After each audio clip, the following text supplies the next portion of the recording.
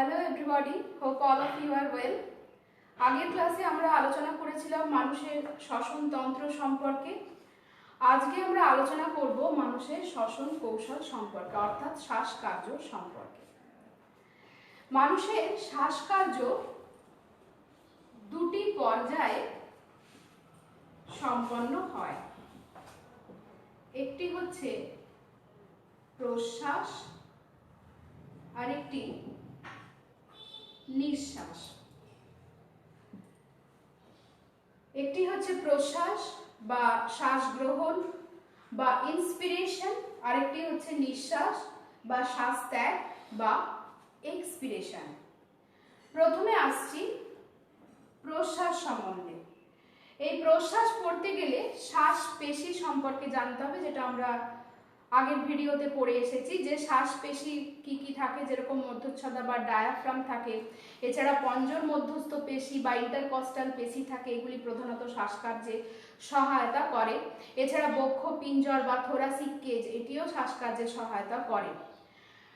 প্রথম হচ্ছে এই প্রশ্বাস প্রক্রিয়াটি কতগুলি পর্যায়ে, কতগুলি ধাপে ধাপে সম্পন্ন হয়, আমি এক এক করে আলোচনা করে যাচ্ছি। প্রথমে এই প্রক্রিয়ার শ্বাস পেশিগুলি সংকুচিত হয়। শ্বাস পেশিগুলি সংকুচিত হয়। 2 নম্বর, যখন শ্বাসপেশির সংকোচন হয়ে যায় তখন মধ্যচ্ছদা সংকুচিত হয় এবং মধ্যচ্ছদা সংকুচিত হলে মধ্যচ্ছদা যখন সংকুচিত হয়ে যায় তখন ওটি নিচের দিকে নেমে যায়। এখানে আছে দেখো মধ্যচ্ছদা বা ডায়াফ্রাম। যখনই এটি সংকুচিত হয় তখন নিচের দিকে নেমে যায়, ফলে বক্ষগহ্বর দৈর্ঘ্যে বৃদ্ধি পায়। 3 নম্বর হচ্ছে পঞ্জর মধ্যস্থ পেশিগুলি সংকুচিত হয়।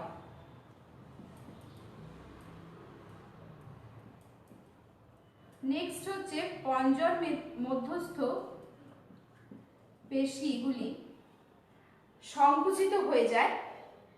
সংকুচিত হলে বক্ষপিঞ্জর বাইরের দিকে এবং উপরের দিকে উত্তোলিত হয়, ফলে বক্ষ গহ্বর প্রস্থে প্রসারিত হয়। নেক্সট পয়েন্ট হচ্ছে বক্ষ গহ্বর দৈর্ঘ্যে এবং প্রস্থে যখন বৃদ্ধি পেয়ে যায় তার ফলে আন্তঃপ্লুরা অঞ্চলের চাপ কমে যায়, কিন্তু ওই সময় ফুসফুস মধ্যস্থ বায়ুর চাপ বেশি থাকার ফলে ফুসফুস দুটি দৈর্ঘ্যে এবং প্রস্থে প্রসারিত হয়। ফুসফুস দুটি যখন দৈর্ঘ্যে এবং প্রস্থে প্রসারিত হয়ে যায় তখন ফুসফুস মধ্যস্থ বায়ুর চাপ কমে যায় এবং তার ফলে বায়ুমণ্ডলের অক্সিজেনযুক্ত বায়ু, যেটিকে আমরা শ্বাস বায়ু বলি, বায়ুমণ্ডলের অক্সিজেনযুক্ত বায়ু তখন বহির্নাসারন্ধ্র, নাসাপথ, অন্তর্নাসারন্ধ্র, এছাড়া মুখবিবর, গলবিল, গ্লটিস, তারপর ল্যারিংস বা এখানে আছে ল্যারিংস বা স্বরযন্ত্র, ল্যারিংস, তারপরে শ্বাসনালী বা ট্রাকিয়া, তারপরে ব্রঙ্কাস, ব্রঙ্কিওল এবং তারপরে ফুসফুসে অর্থাৎ বায়ুথলিতে, ফুসফুসের বায়ুথলি বা অ্যালভিওলাইতে প্রবেশ করে ওই অক্সিজেনযুক্ত বায়ু।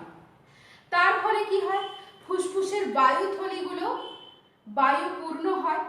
এখানে ব্যাপন প্রক্রিয়ায় রক্তজালকের রক্তের সঙ্গে বায়ুথলি মধ্যস্থ বায়ুর আদান প্রদান ঘটে থাকে। এখানে এই অ্যালভিওলাইগুলোর মধ্যে রক্তজালক পরিবৃত থাকে, সেই রক্তজালকের রক্তের সঙ্গে বায়ুথলি মধ্যস্থ বায়ুর আদান প্রদান ঘটে। এটি হচ্ছে প্রশ্বাস প্রক্রিয়া। নেক্সট পর্যায় হচ্ছে নিঃশ্বাস। প্রশ্বাস পর্যায়ে প্রথমেই কি হয়েছিল, শ্বাস পেশি যেগুলো আছে অর্থাৎ মধ্যচ্ছদা বা ডায়াফ্রাম বা পঞ্জর মধ্যস্থ পেশি বা ইন্টারকস্টাল পেশি, এগুলি সংকুচিত হয়ে গেছিল। নিঃশ্বাস প্রক্রিয়াতে প্রথমে যেটা হয়, শ্বাস গ্রহণের পর অর্থাৎ প্রশ্বাস প্রক্রিয়ার মাধ্যমে শ্বাস গ্রহণের পর সমস্ত শ্বাস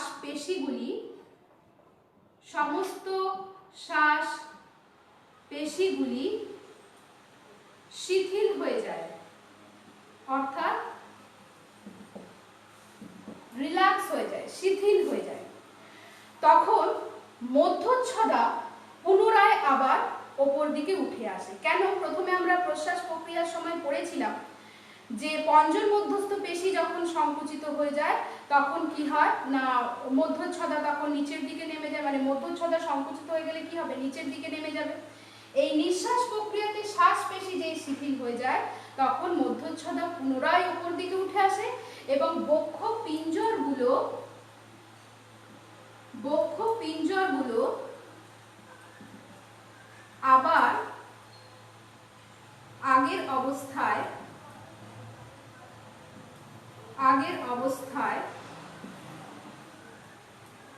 ফিরে আসে।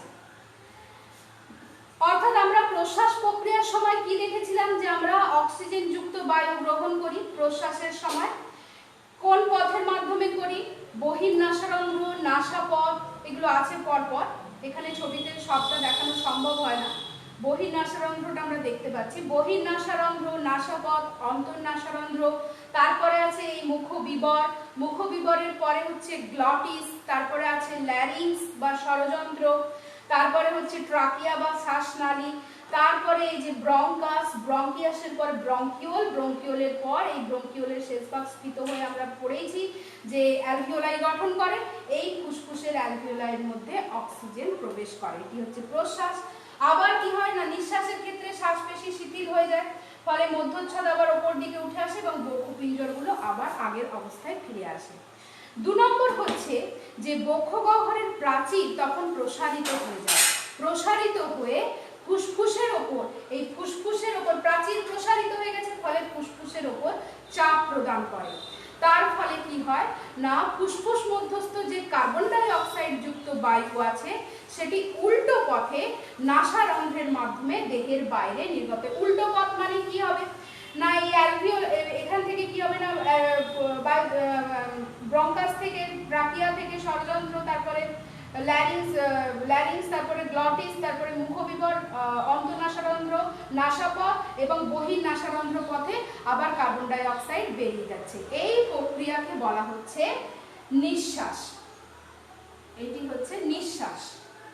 ঠিক আছে? তো মস্তিষ্কে অবস্থিত শ্বসন কেন্দ্র, রেসপিরেটরি সেন্টার, মোটর স্নায়ুর মাধ্যমে শ্বাসকার্যের সময় শ্বাসপেশির এই সংকোচনকে নিয়ন্ত্রণ করে। নেক্সট আমি আসছি শ্বসনের কাজ।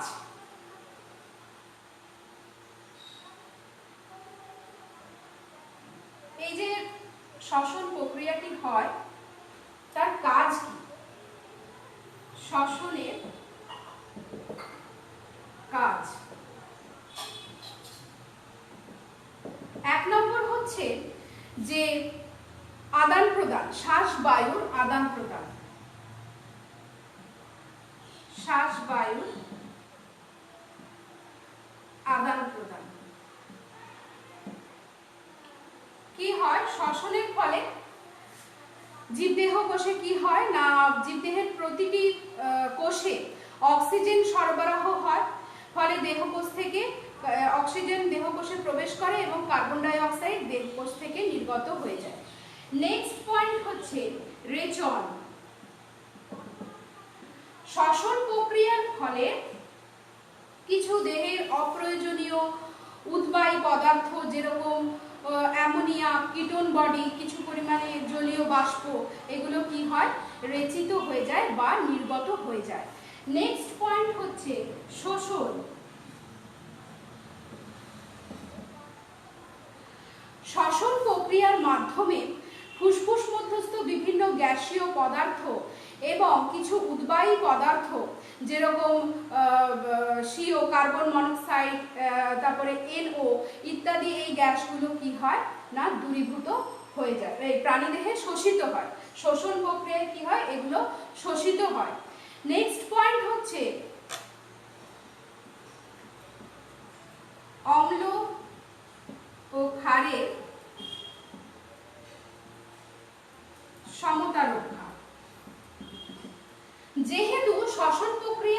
মাধ্যমে কার্বন ডাই অক্সাইড দেহ থেকে বাইরে নির্গত হয়, বেরিয়ে যায়, তাই কি হয়, দেহে অম্ল এবং ক্ষারের ভারসাম্য রক্ষা পায়।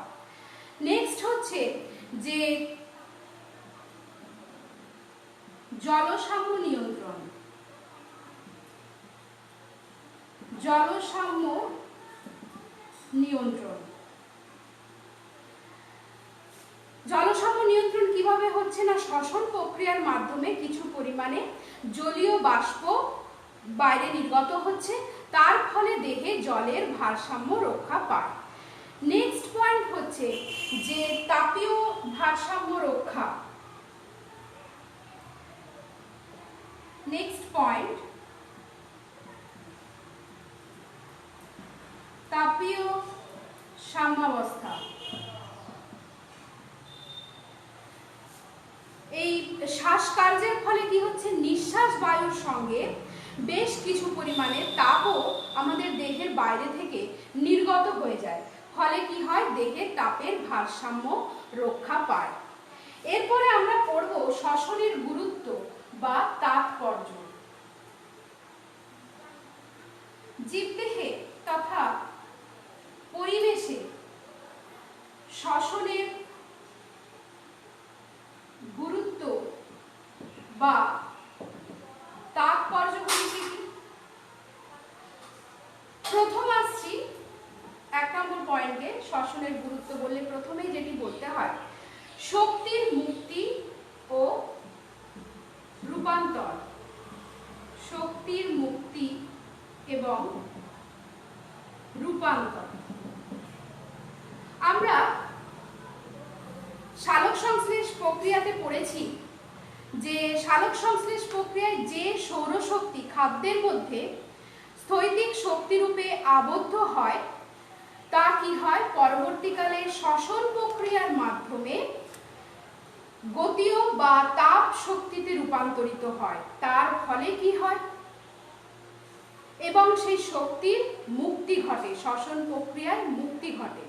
তার ফলে জীবদেহের যত ধরনের শারীরবৃত্তীয় প্রক্রিয়া আছে, যেরকম আমরা বলতে পারি বৃদ্ধি, চলন, গমন, রেচন, জনন, এই ধরনের বিভিন্ন শারীরবৃত্তীয় প্রক্রিয়াগুলি ওই শক্তির মাধ্যমে, এই শ্বসন প্রক্রিয়ায় উৎপন্ন শক্তির মাধ্যমেই ওইগুলি সম্পন্ন হয়, নিয়ন্ত্রিত হয়। এছাড়া 2 নম্বর পয়েন্ট হচ্ছে, এর মধ্যেই যেটা আমরা পড়বে যে শক্তির মুক্তি এবং রূপান্তর হলো। 2 নম্বর হচ্ছে যে শ্বসন প্রক্রিয়ায় উৎপন্ন শক্তি কি হয় না, বিভিন্ন প্রাণীদের রক্তকে গরম করতে সাহায্য করে, বিশেষ করে কাদের, পক্ষী, স্তন্যপায়ী, অর্থাৎ আমরা আমাদের রক্তকে গরম করতে, অর্থাৎ উষ্ণ রাখতে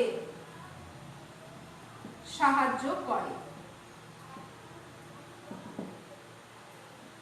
আচ্ছা, নেক্সট হচ্ছে যে আমরা বলছি শ্বসনের ফলে রূপান্তর হচ্ছে, স্থৈতিক শক্তি তাপীয় বা গতি শক্তিতে রূপান্তরিত হয় এবং মুক্ত হয়। কিভাবে রূপান্তর হয়, যে জোনাকি, জোনাকিতে আমরা কি দেখি, জোনাকিতে দেখি যে আলো জ্বলছে, তাই তো। তো এই জোনাকি এবং কোনো কোনো সামুদ্রিক প্রাণীর শরীর থেকে যে আলো বিকিরিত হয়, তাও কি শ্বসন প্রক্রিয়ায় উৎপন্ন শক্তির রূপান্তর মাত্র। অর্থাৎ জোনাকির দেহ থেকে বা বিভিন্ন প্রাণীদের দেহ থেকে যে আলো বিকিরিত হয়, তা শ্বসন প্রক্রিয়ায় উৎপন্ন শক্তির রূপান্তর মাত্র। পুরোটার আমি লিখলাম না, তার শ্বসন প্রক্রিয়ায় উৎপন্ন শক্তির রূপান্তর মাত্র। আরো হতে পারে যেরকম ইলেকট্রিক রে গভীর সমুদ্রে দেখতে পাওয়া যায়। ইলেকট্রিক রে ফিশ, ওই ফিশেরও কি হয়, মাছের দেহ থেকেও কি হয় না আলো নির্গত হতে দেখা যায়। তো ইলেকট্রিক রে নামক যে মাছ আছে তার দেহ থেকে যে বিদ্যুৎ উৎপন্ন হয়, যে আলো তৈরি হয়, সেটিও শ্বসনের ফলে উৎপন্ন শক্তির রূপান্তর মাত্র। নেক্সট পয়েন্ট হচ্ছে, 2 নম্বর পয়েন্ট হচ্ছে যে বায়ুমণ্ডলে O2 এবং CO2 এর ভারসাম্য রক্ষা।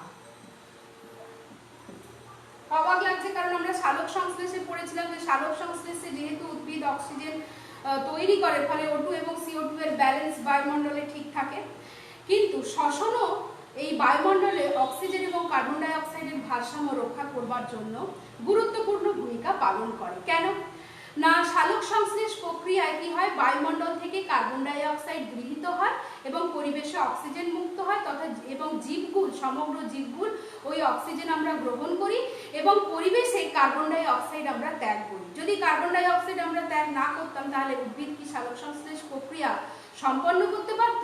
কারণ সালোক সংশ্লেষ প্রক্রিয়ার একটি গুরুত্বপূর্ণ উপাদান হচ্ছে কার্বন ডাই অক্সাইড। তাহলে ওই সালোক সংশ্লেষ প্রক্রিয়াতে যে অক্সিজেন উৎপন্ন হচ্ছে এবং শ্বসন প্রক্রিয়ার মাধ্যমে জীবকুল যে কার্বন ডাই অক্সাইড বায়ুমণ্ডলে ত্যাগ করছে, তার ফলে কি হচ্ছে, বায়ুমণ্ডলে O2 এবং CO2 গ্যাসের ভারসাম্য রক্ষা পাচ্ছে। নেক্সট আমরা পড়ব যে কিভাবে আমরা ফুসফুসকে কিভাবে আমরা সুস্থ, স্বাভাবিক, কার্যক্ষম রাখতে পারি।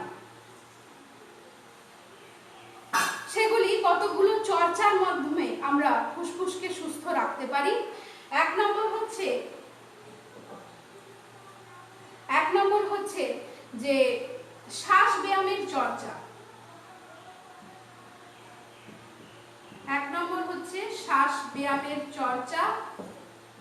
2 নম্বর হচ্ছে ধূমপান ত্যাগ। শ্বাস ব্যায়ামের চর্চা আমরা কিভাবে করতে পারি? এই শ্বাস ব্যায়ামের চর্চা করলে, অর্থাৎ আমরা শ্বাস ব্যায়াম চর্চা যোগাসনের মাধ্যমে করতে পারি। যোগাসনের মাধ্যমে কি হয় না, এই আমরা শ্বাস গ্রহণ এবং শ্বাস ত্যাগ একটি ধীরে ধীরে নির্দিষ্ট গতিতে নিয়ন্ত্রিতভাবে আমরা শ্বাস গ্রহণ এবং শ্বাস ত্যাগ করি। এর ফলে ফুসফুসের বায়ু ধারণ ক্ষমতা বৃদ্ধি পায় এবং ফুসফুস কার্যক্ষম থাকে। যেরকম আমরা করতে পারি, যেরকম উষ্ট্রাসন, যোগমুদ্রাসন, বৃক্ষাসন ইত্যাদি করতে পারি। এছাড়া আমরা গভীর শ্বাসকার্য, যেরকম আমরা প্রাণায়াম, এখন তো প্রাণায়াম খুবই পপুলার এবং এখন এই যে আমরা লকডাউন সিচুয়েশনে আছি, অনেকেই আমরা জিম টিম যেতে পারছি না, তো প্রাণায়ামের মাধ্যমে আমাদেরকে কি করতে হচ্ছে, শরীর চর্চা করতে হচ্ছে। তো সেই প্রাণায়ামও কি করে না, ফুসফুসের বায়ু ধারণ ক্ষমতাকে বাড়িয়ে দিতে সাহায্য করে এবং ফুসফুসকে সুস্থ রাখতে সাহায্য করে। গভীরভাবে শ্বাস গ্রহণ এবং গভীরভাবে শ্বাস ত্যাগের যে প্রক্রিয়া, তাকেই বলা হচ্ছে প্রাণায়াম। এই প্রাণায়ামের মাধ্যমেও ফুসফুস সুস্থ রাখা যায়। নেক্সট হচ্ছে যে হৃদবাহ ব্যায়াম চর্চা।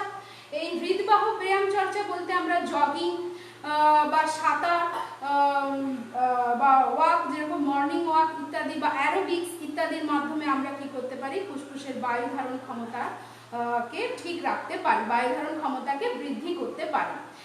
এছাড়া আরেকটি গুরুত্বপূর্ণ পয়েন্ট হচ্ছে যে ধূমপান ত্যাগ, যেটি বর্তমানে একটি গভীর সমস্যা, ধূমপান আর কি।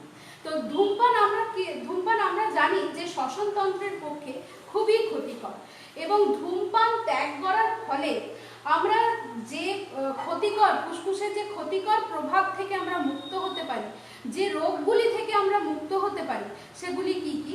প্রথমেই হচ্ছে ফুসফুসের ক্যান্সার, অর্থাৎ লাংস ক্যান্সার।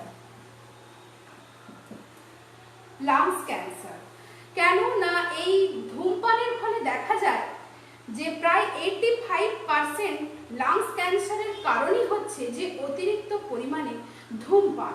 এই অতিরিক্ত পরিমাণে ধূমপানের ফলে কি হয় না, লাংস ক্যান্সারের মতো ক্ষতিকর রোগ আমাদের হতে পারে। নেক্সট হচ্ছে ব্রঙ্কাইটিস।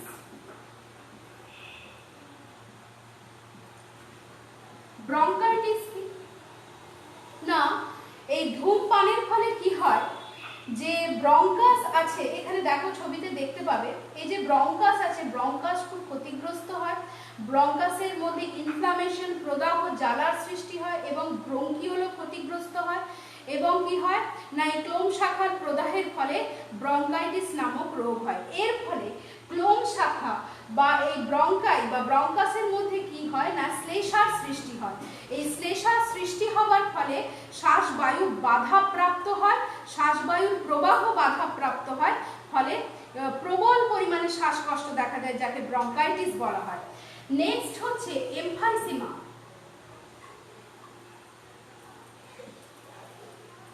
এমফাইসিমা, এমফাইসিমা কি না এটি হচ্ছে এই রোগে ফুসফুসে বায়ুথলির স্থিতিস্থাপকতা হ্রাস পায় এবং শ্বাসবায়ু যে বিনিময় সেই শ্বাসবায়ুর বিনিময় বাধাপ্রাপ্ত হয়ে যায়। নেক্সট হচ্ছে